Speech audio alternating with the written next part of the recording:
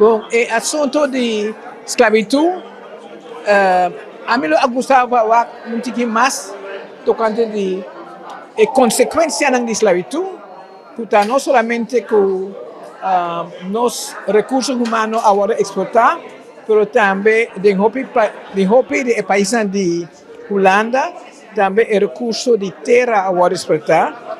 Então também com uma das consequências está que não somente com nós vira pouquinho vira hobby pobre a consequência de esclavitud, mas também mentalmente e até fisicamente, porque hoje em dia tem também estudos que agora haci que mostra que a consequência de esclavitud nos gente a sofrer, por exemplo, de pressão alta, de diabetes, aspecto que nós também tem que ter conta com ele, que tem mais coisas que nós faz nem somar esclavitud hoje, mas tem hobby que consequência para hobby geração que vem depois de esclavitud. Dia que o primeiro-ministro de Hulanda Rutte a pedir desculpa, mira que é passo em direção correta.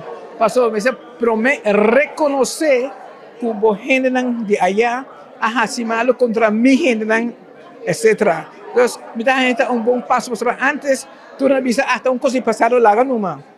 Então, mira que é bom passo, pero é passo de boa direção da espera, mas a missa bisa é coma e não ponto.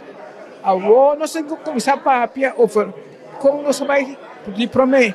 Assim, tu islanan e também tem em reino consciente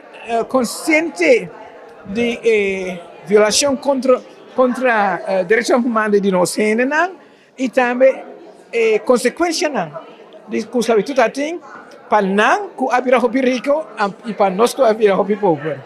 Então, mira, nós precisamos trabalhar riba Conscientisacion de gente de Hulanda, coisas de esclavitud me se vem na scolnan ainda, pero aqui também, por isso nós opiniões aqui não da ninguém que nós está criativo, especialmente se nós temos que colocar.